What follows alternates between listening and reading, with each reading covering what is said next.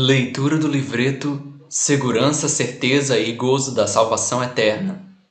Autor G. Curran. Índice: 1º, Caminho da Salvação. 2º, o conhecimento da salvação. 3º, o gozo da salvação. Quando estamos numa estação ferroviária, ouvimos com certa frequência a seguinte pergunta: em que classe você está viajando? Você, leitor, com toda certeza está de viagem para a eternidade. E pode ser que nesse momento esteja muito próximo da estação final, a morte. Permita-me então que lhe pergunte: nessa jornada pela vida, em que classe você está viajando? Nesse caso, podemos pensar em 3 diferentes classes, e vou explicar quais são a fim de que você possa responder a minha pergunta como que diante de Deus. Sim, diante daquele a quem certamente todos nós temos que prestar contas. Na primeira classe viajam, por assim dizer, os que estão salvos e sabem disso. Na segunda classe viajam aqueles que não têm certeza de sua salvação, mas que, no entanto, desejam tê-la. Na terceira classe viajam aqueles que não estão salvos e nem tampouco se interessam pelo assunto. Volto a perguntar: em qual dessas classes você está viajando? Oh, como é importante que você possa responder claramente a essa pergunta.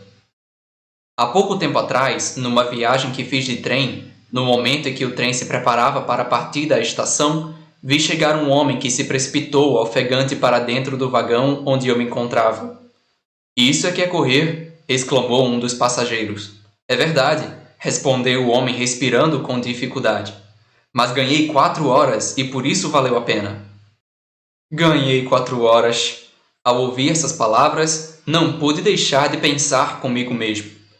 Se para ganhar 4 horas valeu a pena fazer tão grande esforço, quanto mais para ganhar a eternidade. E contudo, existem milhares de pessoas que, embora sejam bastante prudentes em tudo que se refere aos seus interesses mundanos, parecem não ter o mínimo de bom senso quando alguém lhes fala de seus interesses eternos. Apesar do infinito amor de Deus para com os pecadores, manifestado na morte de Jesus Cristo na cruz, apesar de seu declarado ódio ao pecado, da evidente brevidade da vida humana, dos terrores do julgamento depois da morte, da terrível perspectiva de sofrer insuportáveis remorsos ao achar-se no inferno, separado para sempre de Deus, apesar de tudo isso, muitos correm para o seu triste fim, tão descuidados como se não existisse nem Deus, nem morte, nem julgamento, nem céu, nem inferno. Que Deus tenha misericórdia de você, leitor, se você for uma dessas pessoas, e que nesse momento Ele abra os seus olhos para que você reconheça o perigo que é continuar despreocupadamente no caminho que conduz à perdição eterna. Caro leitor, quer você acredite ou não, a sua situação é muito crítica. Não deixe, portanto, de enfrentar o quanto antes a questão da eternidade e do destino que você terá nela, pois qualquer demora poderá ser fatal. Lembre-se que o costume de deixar para amanhã o que você pode fazer hoje é sempre prejudicial e, nesse caso, poderá ter consequências desastrosas. Quão verdadeiro é o ditado: a estrada do mais tarde conduz à cidade do nunca. Rogo, pois, encarecidamente, querido leitor, que não continue a viajar em um caminho tão enganoso e perigoso, pois está escrito na Bíblia Sagrada: eis aqui agora o dia da salvação. 2 Coríntios 6:2. Talvez você diga: não sou indiferente aos interesses da minha alma, longe de mim tal pensamento. Mas a minha maior inquietação exprime-se por outra palavra: incerteza. Por essa razão, encontro-me entre os passageiros da segunda classe de que falou. Pois bem, amigo leitor, tanto a indiferença quanto a incerteza são filhas da mesma mãe, a incredulidade. A indiferença provém da incredulidade no que diz respeito ao pecado e às suas consequências presentes e eternas. A incerteza, com a sua consequente inquietação, provém da incredulidade acerca do infalível remédio que Deus oferece a você. Ora, essas páginas são dirigidas especialmente àqueles que, como você, desejam ter a completa e incontestável certeza da salvação. Até certo ponto, posso compreender bem a inquietação de sua alma, e estou convencido de que quanto mais sinceramente interessado você estiver nesse assunto, maior será a sua avidez para ter a certeza de que está real e verdadeiramente salvo da ira divina dirigida contra o pecado.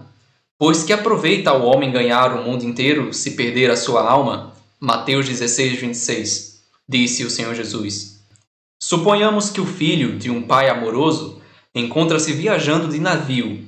Chega, entretanto, a notícia de haver naufragado numa costa estrangeira o navio em que ele se encontrava. Quem poderá descrever a angústia que a incerteza produz no ânimo daquele pai, enquanto não se certificar por um testemunho fidedigno de que seu filho está salvo? Suponhamos ainda uma outra hipótese. Numa noite escura e tempestuosa, você está seguindo por um caminho desconhecido. Ao chegar a uma encruzilhada, você encontra alguém e lhe pergunta qual é o caminho que conduz ao povoado aonde deseja chegar. E ele, indicando um dos caminhos, responde: "Parece-me que é aquele, mas não tenho certeza. Espero não estar enganado." Você ficaria satisfeito com uma resposta tão vaga e indecisa? De certo que não. Você precisaria ter certeza. Do contrário, cada passo que desse naquela direção só aumentaria a sua inquietação. Por isso, não admira que tenha existido homens que, sentindo-se pecadores expostos à ira divina, não conseguiram mais dormir e nem mesmo comer, enquanto a questão da salvação de suas almas não estivesse resolvida. Podemos sentir muito pela perda de nossos bens, ou talvez até mesmo pela perda da nossa saúde, mas o mais penoso de tudo seria a perda de nossa alma. Pois bem, amigo leitor, há 3 coisas que, com o auxílio do Espírito Santo, desejo mostrar a você, as quais, na própria linguagem das Sagradas Escrituras, são as seguintes. Primeiro, o caminho da salvação, Atos 16, 17. Segundo, o conhecimento da salvação, Lucas 1, 77. Terceiro, a alegria da salvação, Salmos 51, 12. Essas 3 coisas, embora intimamente ligadas, baseiam-se todavia, cada uma delas, em verdades diferentes, de modo que é muito possível uma pessoa saber qual é o caminho da salvação, sem, contudo, ter o conhecimento de estar pessoalmente salva, ou mesmo conhecer que está salva, sem possuir, contudo, a alegria que deve acompanhar esse conhecimento. Falaremos, pois, em primeiro lugar, do caminho da salvação. Caminho da salvação. A primeira parte da Bíblia Sagrada, o Antigo Testamento, está repleto de figuras ou símbolos de coisas espirituais, como diz o apóstolo Paulo. Tudo que dantes foi escrito, para nosso ensino foi escrito. Romanos 15, 4. Vejamos, pois, qual o sentido espiritual de uma dessas figuras contidas no Antigo Testamento. No livro de Êxodo, onde se leem essas palavras em relação à lei dada por Deus, por intermédio de Moisés, ao seu povo na antiguidade. Porém, tudo o que abrir a madre da jumenta, resgatarás com cordeiro. E se não o resgatares, cortar-lhe-ás a cabeça. Mas todo o primogênito do homem, entre teus filhos, resgatarás. Êxodo 13, 13. Com essas palavras na memória, voltemos em pensamento a uns 3.000 anos atrás, e vamos supor que nos encontramos perto de 2 homens que estão conversando seriamente. Um deles sacerdote de Deus e o outro um simples e pobre camponês israelita. Nossa atenção é atraída pelos gestos e pela maneira de ambos, que demonstra estarem tratando de um assunto importante. Ao observá-los, descobrimos que o assunto diz respeito a um jumentinho que está ao lado deles. Vim perguntar, diz o pobre israelita, se não pode ser feita uma exceção ao meu favor. Só dessa vez. Esse animal é o primogênito de uma jumenta que tenho, e, embora eu saiba o que diz a lei de Deus a seu respeito, espero que haja misericórdia e seja poupada a vida do jumentinho. Sou apenas um pobre em Israel, e não posso pensar em perder esse animal. O sacerdote, porém, responde com firmeza: a lei de Deus é clara e não admite dúvidas. Tudo que abrir a madre da jumenta, resgatarás com cordeiro. E se o não resgatares, cortar-lhe-ás a cabeça.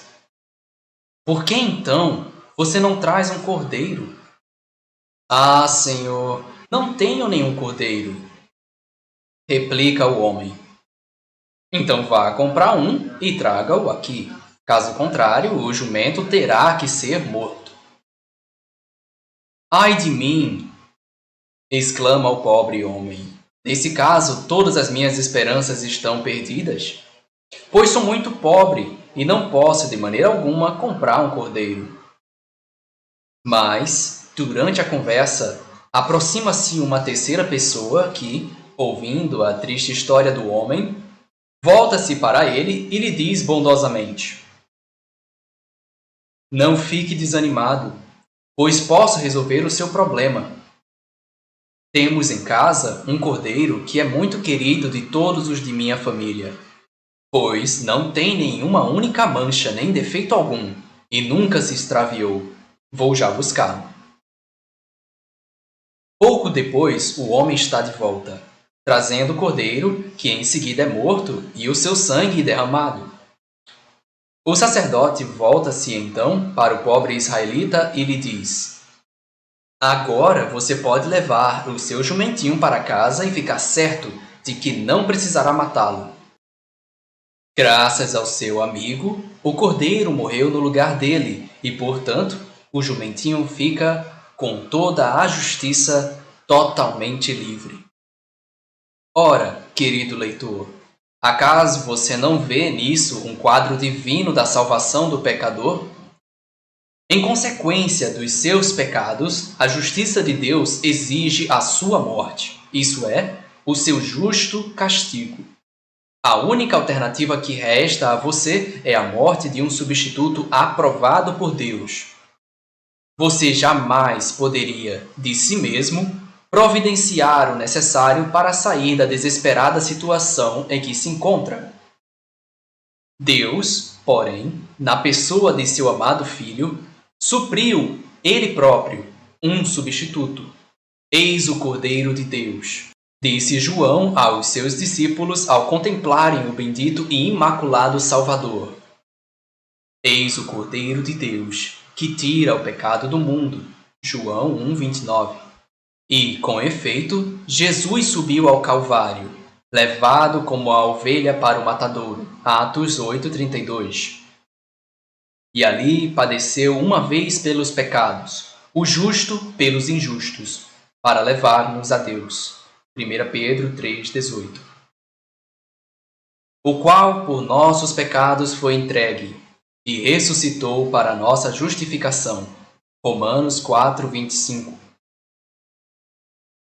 De modo que Deus, ao justificar o ímpio que crê em Jesus, ao absolvê-lo de toda culpa, em nada sacrifica as justas exigências do seu trono dirigidas contra o pecado. Ele é absolutamente justo em assim justificar aquele que tem fé em Jesus. Romanos 3:26. Bendito seja Deus, por nos dar um tal Salvador e uma tal salvação. Caro leitor, você crê no Filho de Deus? Se você responder sim, como um pecador condenado, tenho encontrado nele aquele em quem posso confiar com toda a segurança. Creio verdadeiramente nele. Nesse caso, posso lhe assegurar que, perante Deus, o grande valor do sacrifício e morte de Cristo, conforme Deus o aprecia, aproveita tanto a sua alma como se você mesmo tivesse sofrido em si mesmo a condenação merecida. Oh, que admirável salvação é essa! É grande, é digna de Deus. Por ela, Deus satisfaz os desejos do seu bondoso coração, dá glória ao seu amado Filho e assegura a salvação do pobre pecador que nele crê. Bendito seja o Deus e Pai de nosso Senhor Jesus Cristo, que determinou que o seu próprio Filho levasse a cabo essa grande obra e recebesse por ela todo o louvor, e que nós, pobres criaturas culpadas, não somente alcançássemos toda a bênção por meio da fé nele, mas também gozássemos eternamente a bem-aventurada companhia daquele que assim nos abençoou. Engrandecei ao Senhor comigo, e juntos exaltemos o seu nome. Salmos 34:3. Mas talvez você pergunte ansiosamente: como é que ainda não tenho completa certeza da minha salvação, embora já não confie mais em mim mesmo, nem nas minhas obras, mas só, única e inteiramente em Cristo e na sua obra? Como é que, se um dia os sentimentos do meu coração me dizem que estou salvo, no dia seguinte me vejo assaltado de dúvidas? Sou como um navio surpreendido pela tempestade, sem poder achar ancoradouro seguro em nenhuma parte. Ah, eis aí o seu engano, e vou explicar o porquê. Porventura você já ouviu falar de algum capitão que procurasse ancorar seu navio lançando a âncora para dentro do próprio navio? Nunca! Ele sempre a lança para fora. Vejamos, então, o seu caso. Pode ser que você já esteja completamente convencido de que a segurança de sua alma, quanto ao julgamento divino, depende somente da morte de Cristo. Porém, você imagina, ao mesmo tempo, que são os seus sentimentos que hão de lhe dar a certeza da sua participação nos benefícios dessa morte. Vamos olhar novamente para a Bíblia, pois quero que você veja nela o modo como, pela sua palavra, Deus nos dá o conhecimento da salvação. Antes, porém, de procurarmos o versículo que você deve ler cuidadosamente, o qual nos ensina como um crente pode saber que tem a vida eterna, permita-me citá-lo de maneira errada, ou seja, da maneira que muitos parecem entendê-lo. Esses alegres sentimentos vos dou, a fim de saberdes que tendes a vida eterna, a vós outros que credes no nome do Filho de Deus. Compare agora isso com a bendita e inalterável palavra divina, e permita a Deus que você possa se firmar nela, rejeitando todos os pensamentos vãos. Ora, o versículo de que falei é o versículo 13 do capítulo 5 da primeira epístola de João, que na Bíblia, versão Almeida atualizada, está escrito assim: essas coisas vos escrevi a fim de saberdes que tendes a vida eterna, a vós outros que credes no nome do Filho de Deus. A história sagrada do Antigo Testamento nos relata um acontecimento que explica exatamente o modo pelo qual nós podemos ter a inabalável certeza da salvação de que o versículo acima nos fala. Esse acontecimento é a saída do povo de Israel da terra do Egito, o que lemos no capítulo 12 do livro de Êxodo. Como podiam os primogênitos do povo de Israel saber, com toda a certeza, que estavam seguros durante aquela terrível noite da Páscoa, quando Deus derramava sobre o Egito o seu tremendo castigo? Vamos supor que nos encontramos no Egito naquela solene ocasião e que visitamos duas das casas dos israelitas. Na primeira casa, encontramos toda a família aterrorizada e cheia de receios, dúvidas e incertezas. Qual é o motivo de tanta palidez e medo? Perguntamos. Ah, responde o primogênito, o anjo da morte vai atravessar a terra do Egito essa noite, e não sei o que será de mim quando chegar a meia-noite. Só depois que o anjo exterminador tiver passado por nossa casa e a hora do juízo tiver terminado, que saberei que estou salvo. Mas antes disso, não sei como posso ter a certeza de que nada me há de acontecer. Os nossos vizinhos do lado dizem que têm certeza da sua segurança, mas acho que isso é ter muita presunção. O melhor que eu posso fazer é passar essa longa e terrível noite esperando que tudo me saia bem. Porém, perguntamos: o Deus de Israel não providenciou um meio de segurança para o seu povo? Certamente que sim, responde ele, e nós já usamos esse meio. O sangue de um cordeiro de 1 ano, cordeiro sem defeito algum, já foi devidamente espargido com um molho de isopo sobre a verga e as ombreiras da porta. Mas apesar disso, não temos ainda plena certeza de que eu esteja seguro. Deixemos agora essa pobre gente, atribulada e cheia de dúvidas, e entremos na casa ao lado. Que notável contraste se apresenta logo à nossa vista! A paz e o sossego brilham em todos os rostos. Ali estão todos, de cajado na mão, a comer o cordeiro assado e já prontos para caminhar. Qual é o motivo de tão grande tranquilidade em noite tão solene? Perguntamos. Respondem todos. Estamos aguardando as ordens de Jeová, nosso Deus, para sairmos de viagem. Quando então daremos as últimas despedidas ao chicote do tirano e à cruel escravidão do Egito. Mas esperem! Vocês estão se esquecendo de que à meia-noite o anjo de Deus vai percorrer a terra do Egito, ferindo de morte os primogênitos?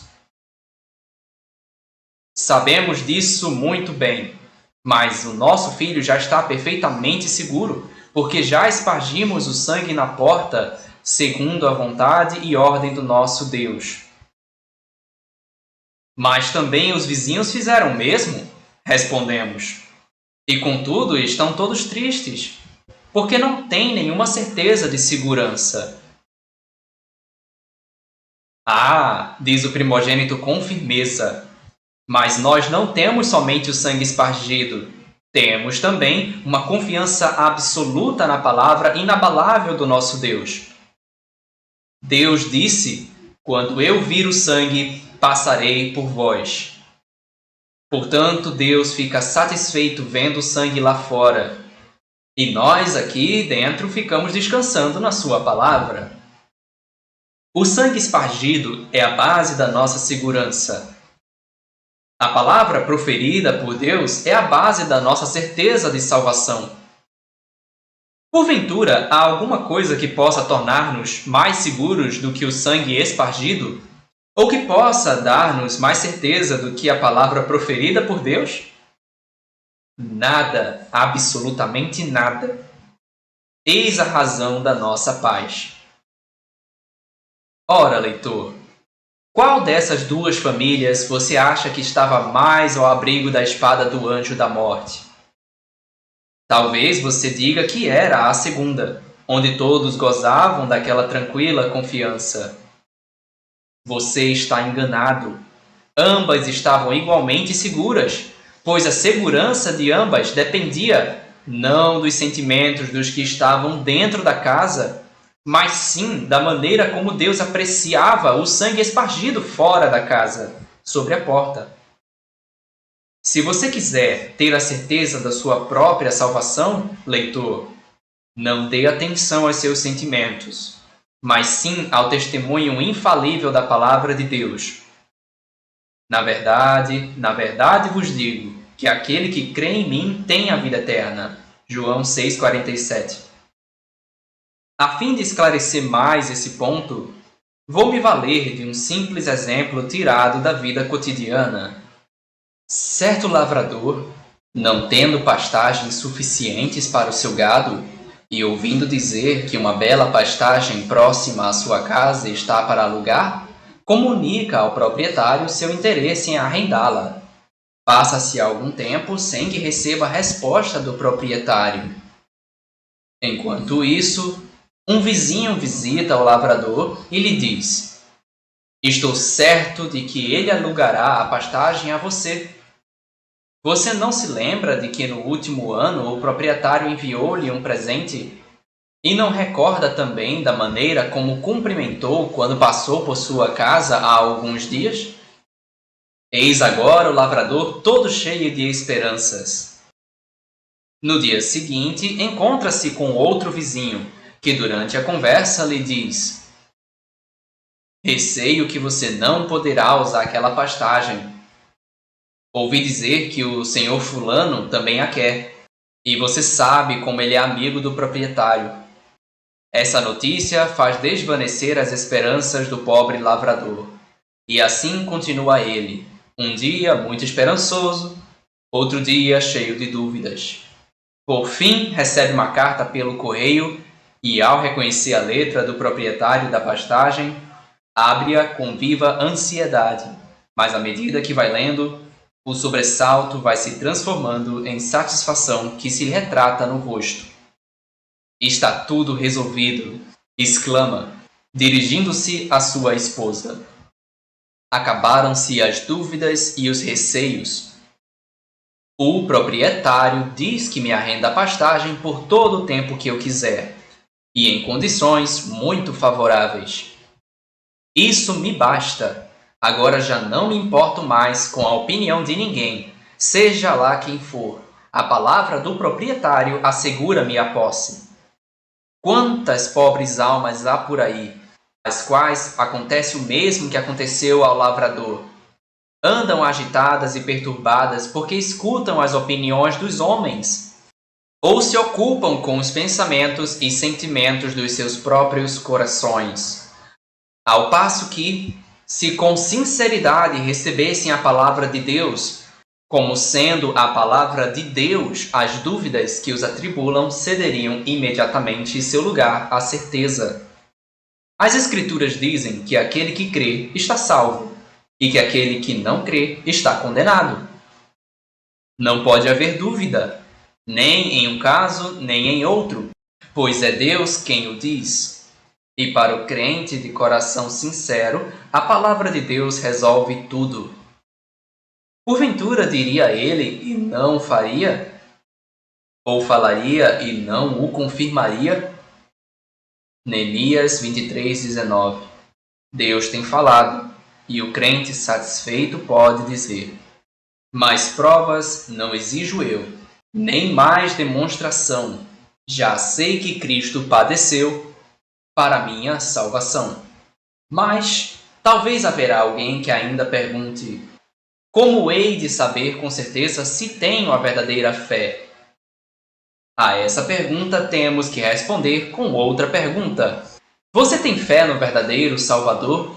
Isso é, no bendito Filho de Deus? A questão não é saber se a sua fé é muita ou pouca, forte ou fraca, mas se a pessoa em quem você confia é digna de confiança. Há alguns que se agarram a Cristo com uma energia semelhante à do homem que se afoga. Há outros, porém, que apenas tocam, por assim dizer, na orla do seu vestido.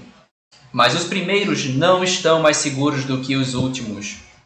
Todos fizeram a mesma descoberta, isso é, que em si mesmos não há nada que possam confiar, mas que podem, todavia, fiar-se seguramente em Cristo.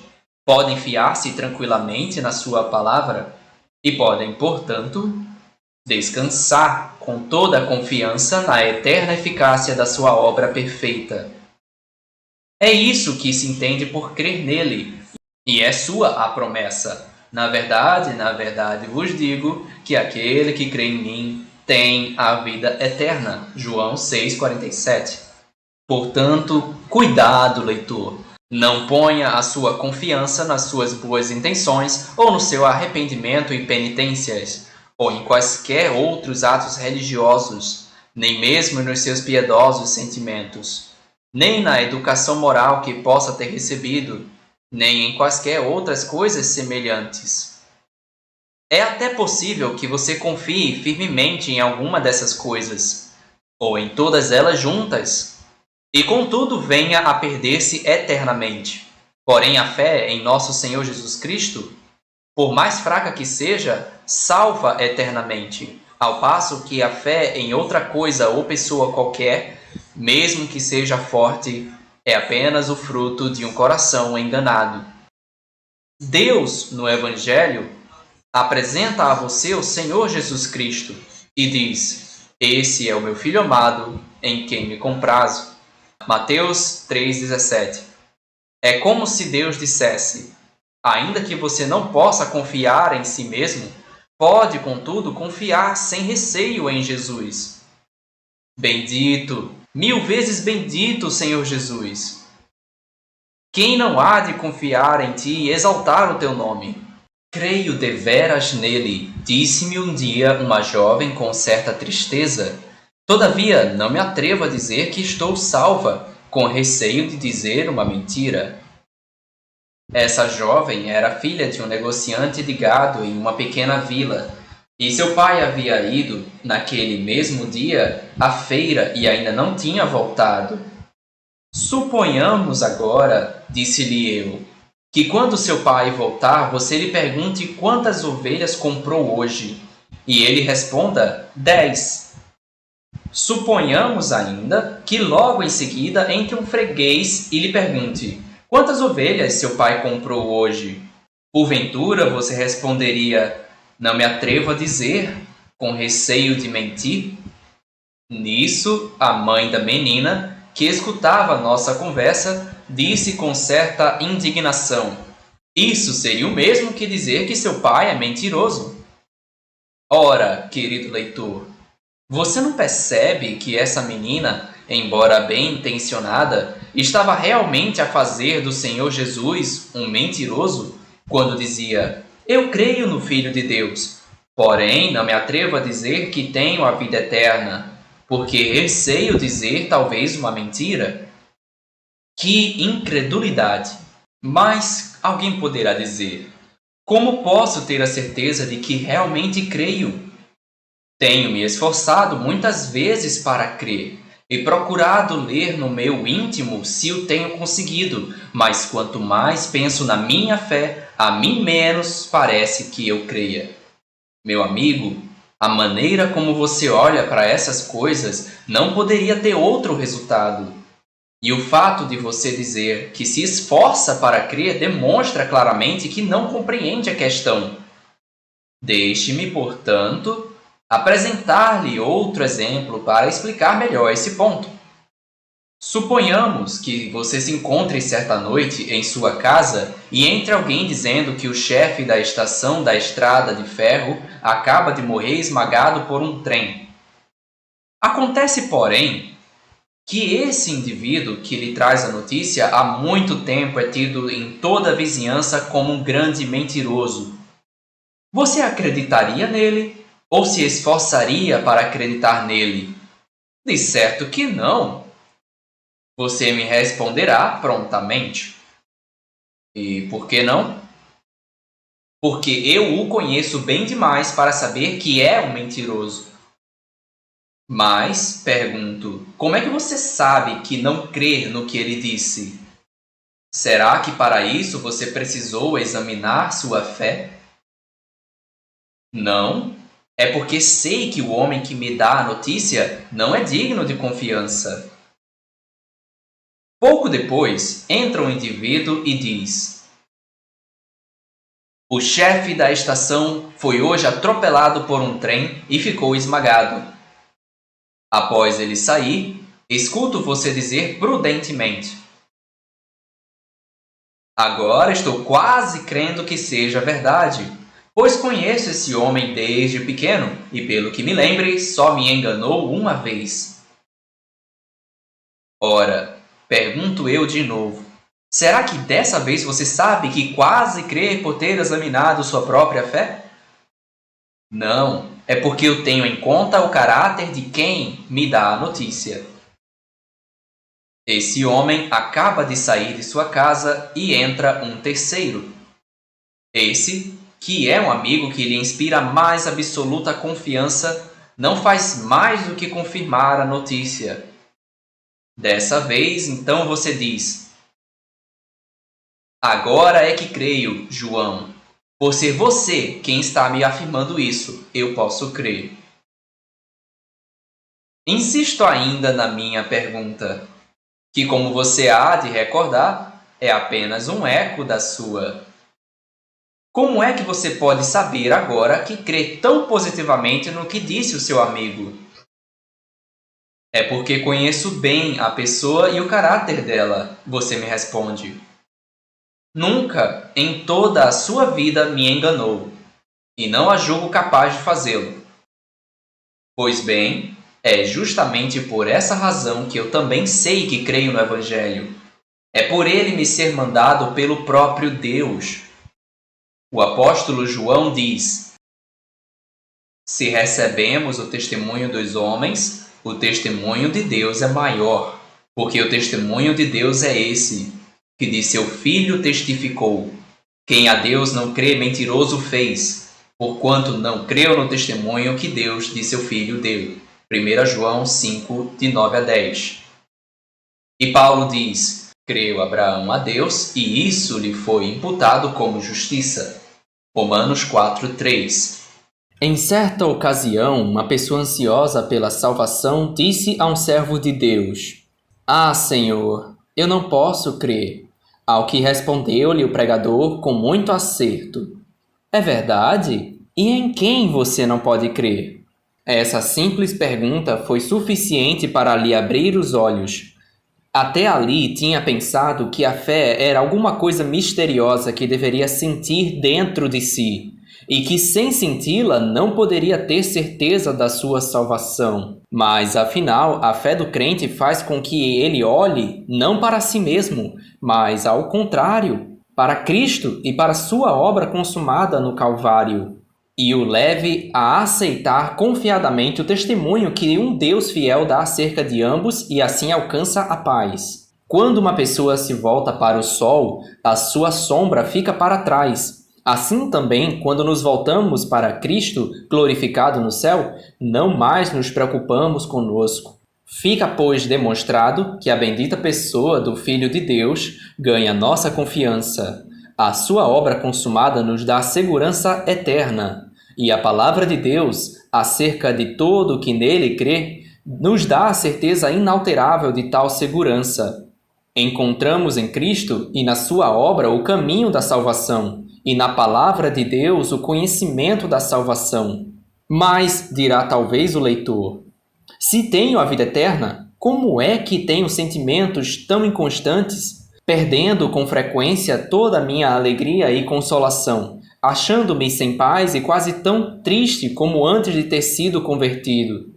Essa pergunta nos leva a tratar de nosso terceiro ponto, que é o gozo da salvação. O gozo da salvação. A palavra de Deus nos ensina que, enquanto que o crente é salvo da ira futura pela obra de Cristo e que tem a certeza da salvação pela palavra de Deus, conserva a consolação e alegria pelo poder do Espírito Santo que habita nele. 1 Coríntios 6,19. Convém lembrar que toda pessoa salva ainda tem em si o que as Sagradas Escrituras chamam de carne, isso é, a natureza pecaminosa com que nascemos, e que começa a se manifestar desde a nossa mais tenra infância. O Espírito Santo no crente resiste à carne e fica entristecido sempre que ela se manifesta por pensamentos, palavras ou obras. Quando o crente procede de um modo digno do Senhor, o Espírito Santo produz em sua alma o seu bendito fruto, amor, gozo, paz, etc., como fala em Gálatas 5:22. Porém, quando ele procede de um modo carnal e mundano, o Espírito Santo é entristecido e, como consequência, falta na vida do crente esse fruto espiritual. Permita-me, leitor, expor sua situação como crente da seguinte forma: a obra de Cristo e a sua salvação ficam em pé ou caem juntamente. O seu comportamento e o seu gozo ficam em pé ou caem juntamente. Se fosse possível a obra de Cristo cair por terra, o que graças a Deus nunca poderá acontecer, a sua salvação cairia juntamente com ela. Porém, quando por qualquer descuido você não tiver um comportamento próprio de um cristão, o que pode muito bem acontecer, Você ficará também sem desfrutar o gozo. Em Atos dos Apóstolos, está escrito a respeito dos primeiros cristãos que andavam no temor do Senhor e consolação do Espírito Santo. Atos 9:31.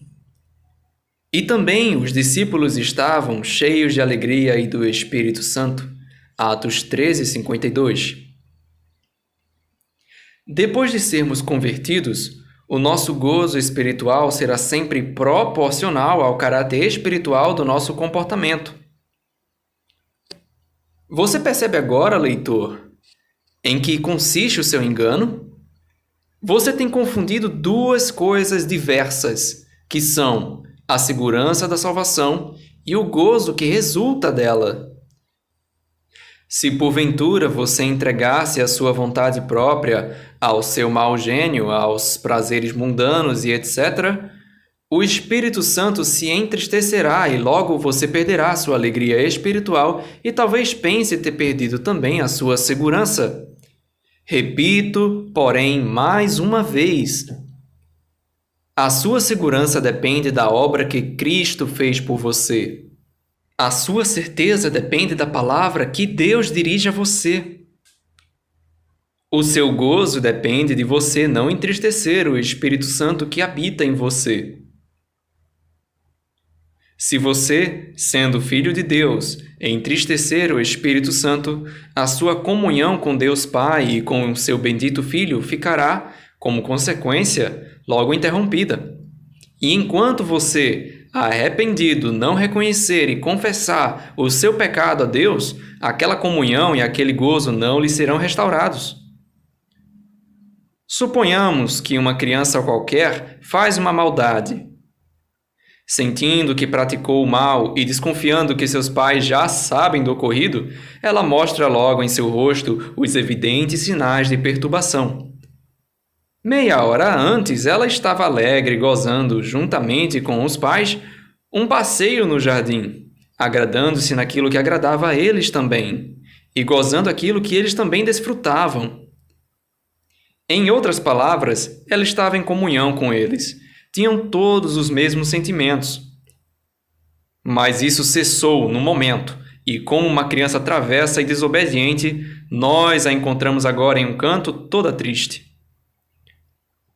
Os pais, notando sua tristeza, perguntam-lhe pelo motivo, dizendo-lhe que, se tiver feito qualquer maldade, deve confessar tudo e eles lhe perdoarão, mas o orgulho e a teimosia a mantêm ali calada. Onde está agora a alegria que essa criança tinha há meia hora? Desapareceu completamente. Por quê? Porque se interrompeu a comunhão entre ela e seus pais devido à sua maldade. Mas o que é feito do parentesco que há meia hora atrás existia entre ela e seus pais? Porventura desapareceu isso também? Acaso cessou ou se interrompeu? Certamente que não. O seu parentesco depende do seu nascimento. A sua comunhão depende de seu comportamento. Passado, porém, algum tempo, ela sai do canto, onde tinha permanecido, e já arrependida e com o coração quebrantado, humilha-se e confessa toda a sua falta, do princípio ao fim, de modo que os pais percebem que ela odeia agora tanto quanto eles a sua desobediência e travessura. Então, tomando-a nos braços, cobrem-na de beijos. A sua alegria restabelece-se, porque também a sua comunhão com os pais está agora restabelecida. Lemos que o rei Davi, tendo em certa ocasião pecado gravemente, se arrependeu e voltou-se para Deus orando: torna a dar-me a alegria da tua salvação. Salmos 51:12. Notemos que não pediu que lhe fosse restituída a salvação, mas a alegria da salvação. Imaginemos agora o caso de outra maneira. Suponhamos que enquanto a criança se encontrava no canto, soluçando e sem dar provas de querer reatar comunhão com seus pais, se ouvisse um grito de fogo, o que iria ser da criança? Porventura, seus pais a deixariam naquele canto para ser consumida pelo fogo que devora a casa? Impossível! Seria até mais provável que ela fosse a primeira pessoa que os pais tirassem para fora de casa e que pusessem a salvo. Todos devem saber perfeitamente que o amor de parentesco é uma coisa e que o gozo da comunhão é outra inteiramente diferente. Ora, quando um crente cai em pecado, a sua comunhão com Deus fica por algum tempo interrompida e falta-lhe o gozo até que, com o coração contrito, se volte para o Pai e lhe confesse os seus pecados. Então, confiando na palavra de Deus, sabe que está de novo perdoado, porque a sua palavra claramente diz que, se confessarmos os nossos pecados, Ele é fiel e justo para nos perdoar os pecados e nos purificar de toda a injustiça. 1 João 1,9. Assim, pois, ó Filho querido de Deus, lembre-se sempre dessas duas importantes verdades, que não há nada tão forte como um laço de parentesco, e nada tão frágil como o laço de comunhão. Todas as forças e todas as maquinações da terra e do inferno reunidas não podem quebrar o primeiro, ao passo que basta apenas um pensamento impuro ou uma palavra leviana para quebrar imediatamente o segundo. Se porventura você tiver alguma vez a sua alma atribulada, humilhe-se perante Deus e examine a sua consciência. E quando você tiver descoberto o ladrão, o pecado que lhe roubou a alegria, traga-o para a luz da presença de Deus. Isso é, confesse o seu pecado a Deus, seu Pai, e julgue-se a si mesmo, pelo seu descuido e pela falta de vigilância da sua alma que, assim, deixou entrar às escondidas o inimigo. Mas não confunda nunca, nunca a sua segurança com o seu gozo. Não imagine, todavia, que o julgamento de Deus é menos severo contra o pecado do crente do que contra o do incrédulo. Ele não tem dois modos diferentes de tratar com o pecado. Seria impossível a Deus passar por alto, sem julgar, tanto os pecados do crente como os do incrédulo que rejeita o seu precioso Filho. Há, porém, entre os dois casos, a seguinte diferença. O pecado do crente foi previsto por Deus, havendo-o lançado sobre Cristo, o Cordeiro Divino, quando esse foi crucificado no Calvário. Ali, de uma vez para sempre, foi levantada a grande questão criminal da sua culpa, recaindo o castigo que o crente merecia, sobre o seu bendito substituto. Levando ele mesmo em seu corpo os nossos pecados sobre o madeiro. 1 Pedro 2,24. O incrédulo, porém, que rejeita o Senhor Jesus, há de sofrer ele próprio as consequências eternas dos seus pecados no lago de fogo. Ora, quando um crente comete uma falta, a questão criminal do pecado não pode ser suscitada novamente contra ele, porque o próprio Jesus, constituído agora o juiz de todos, é quem a resolveu de uma vez para sempre sobre a cruz. Porém, a questão da comunhão é levantada dentro da sua alma pelo Espírito Santo todas as vezes que o crente o entristece. Permita-me que, em conclusão, me sirva de outro exemplo. Imaginemos uma noite serena e magnífica, com a lua brilhando com seu maior esplendor. Um homem está olhando atentamente para um lago profundo, em cuja superfície a lua se reflete admiravelmente, e dirigindo-se a um amigo que está do seu lado, lhe diz: "Como a lua está linda essa noite, tão cheia e brilhante." Porém, apenas acaba de falar, seu companheiro deixa cair uma pedra dentro do lago e logo o primeiro exclama: "Que é isso? A lua se fez em pedaços e os seus fragmentos estão batendo uns contra os outros na maior confusão." "Que absurdo!" responde o seu companheiro. "Olhe para cima e você verá que a lua não mudou coisa nenhuma. A superfície da água do lago que a reflete é que sofreu mudanças, ficando agitada." Amigo crente, aplique a você mesmo esse simples exemplo. O seu coração é como o lago. Quando você não concede nele lugar para o mal, o bendito Espírito de Deus revela a você as perfeições e glórias de Cristo, para sua consolação e gozo. Mas, no exato momento em que você acolhe em seu coração um mau pensamento, ou que de seus lábios escapa uma palavra ociosa, sem ser logo julgada, o Espírito Santo começa, por assim dizer, a alterar a superfície do lago. E a sua felicidade e gozo se desvanecem, fazendo com que você fique inquieto e perturbado, até que, com o espírito quebrantado diante de Deus, lhe confesse o pecado que tem sido a causa da sua perturbação. Aí então ficará restaurado o sossego de seu espírito, e você desfrutará de novo o gozo da comunhão com Deus. Enquanto seu coração se sente assim intranquilo, porventura você acha que a obra de Cristo sofreu alguma mudança? Isso jamais poderá acontecer, e por consequência também a realidade da sua salvação não sofreu mudança. Mudou a palavra de Deus? É claro que não. Então permanece inabalável a certeza da sua salvação. O que foi que mudou então? A ação do Espírito Santo em você. Ele, ao invés de lhe mostrar as glórias do Senhor Jesus e de assim encher o seu coração com o sentimento do valor da pessoa e da obra de Cristo, se vê na necessidade de deixar essa preciosa ocupação para encher a sua consciência com o sentimento do seu próprio pecado, sua fraqueza e sua falha. Ele o privará da sua consolação e do seu gozo enquanto você mesmo não se julgar, reprovando o mal que ele julga e reprova. Quando isso, porém, acontece, restabelece-se novamente a sua comunhão com Deus. Que pela graça do Senhor tenhamos sempre uma santa vigilância sobre nós mesmos, a fim de não entristecermos o Espírito Santo de Deus, no qual estáis selados para o dia da redenção. Efésios 4:30.